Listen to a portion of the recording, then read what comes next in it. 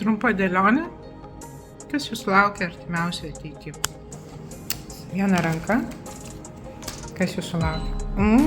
Kažkam sunkus laikai ateina, iš kurių yra sunku išeiti. Visai ne pozityvu.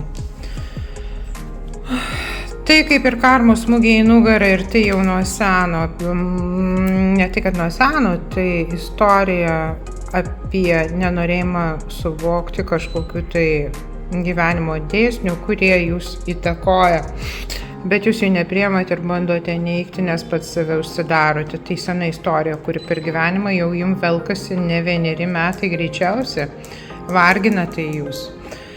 Ką daryti? Apmąstyti ir eiti iš tenai, savaime suprantama paprasta. Išeiti iš ten į ką? Į naują teritoriją, naują statusą, naują jauseną.